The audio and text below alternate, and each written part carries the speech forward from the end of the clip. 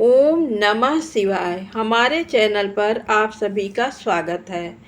श्री शिव पुराण रुद्र संहिता तृतीय पार्वती खंड अध्याय 6 में देवी उमा का हिमवान के हृदय तथा मैना के गर्भ में आना, गर्भस्था देवी का देवताओं द्वारा स्तवन, उनका दिव्य रूप में प्रादुर्भाव, माता मैना से बातचीत तथा नवजात कन्या के रूप में परिवर्तित होना, ये कथा आज सुनेंगे।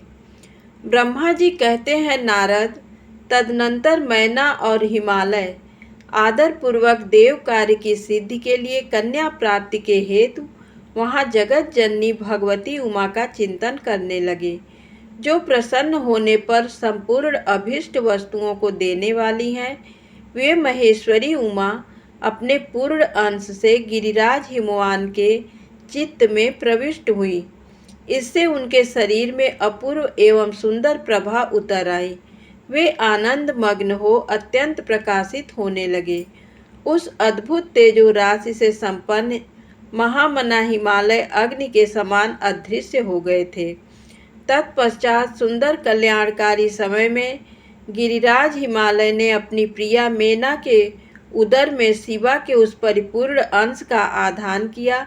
इस तरह गिरिराज की पत्नी मैना ने हिमवान के हृदय में विराजमान करुणा निधान देवी की कृपा से सुखदायक गर्भ धारण किया।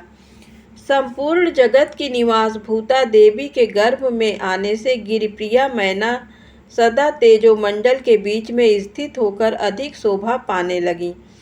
अपनी प्रिया शुभांगी मैना को देखकर गिरिराज हिमवान बड़ी प्रसन्नता का अनुभव करने लगे। गर्भ में जगदम्बा के आ जाने से महान तेज से संपन्न हो गई थी।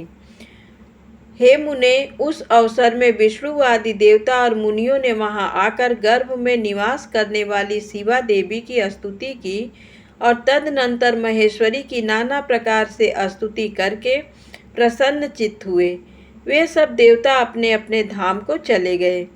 जब 9वां महीना बीत गया और 10वां भी पूरा हो चला, तब जगदम्बा कालिका ने समय पूर्ण होने पर गर्भस्थ शिशु की जो गति होती है उसी को धारण किया, अर्थात जन्म ले लिया। उस अवसर पर आद्याशक्ति सती साध्वी शिवा पहले मैना के सामने अपने ही रूप से प्रकट हुई। बसंत ऋतु में चैत्र मास की 9वीं तिथि को मृगशिरा नक्षत्र में आधी रात के समय चंद्रमंडल से आकाश गंगा की भांति मैना के उदर से देवी शिवा का अपने ही स्वरूप में प्रादुर्भाव हुआ। उस समय संपूर्ण संसार में प्रसन्नता छा गई। अनुकूल हवा चलने लगी, जो सुंदर, सुगंधित एवं गंभीर थी। उस समय जल की वर्षा के साथ फूलों की वृष्टि हुई। विष्णु आदि सब देवता वहां आए। सबने सुखी होकर प्रसन्नता के साथ जगदम्बा के दर्शन किए और शिवलोक में निवास करने वाली दिव्य रूपा महामाया शिव कामिनी मंगलमयी कालिका माता का स्तवन किया।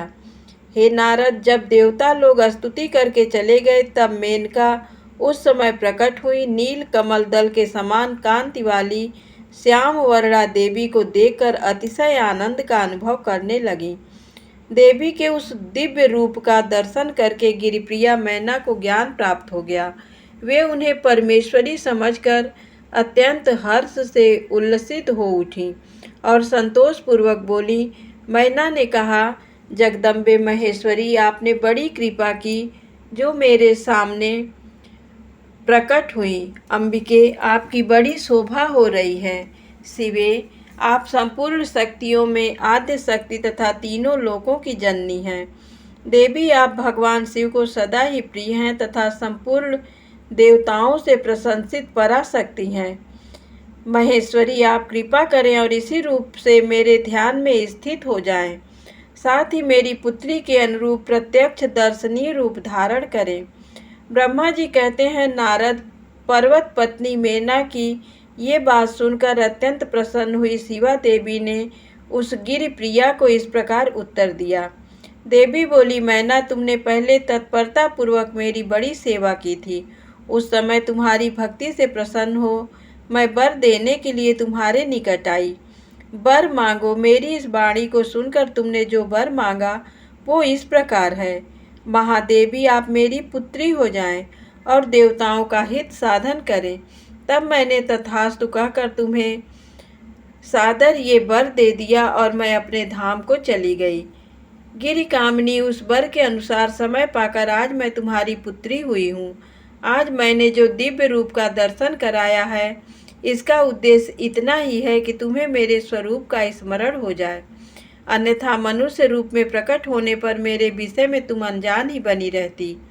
अब तुम दोनों दंपत्ति पुत्री भाव से अथवा दिव्य भाव से मेरा निरंतर चिंतन करते हुए मुझ में स्नेह रखो, इससे मेरी उत्तम गति प्राप्ति होगी।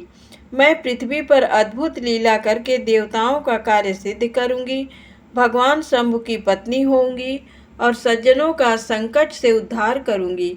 ऐसा कहकर जगन माता शिवा चुप हो गईं और उसी क्षण माता के देखते देखते प्रसन्नतापूर्वक नवजात पुत्री के रूप में परिवर्तित हो गईं।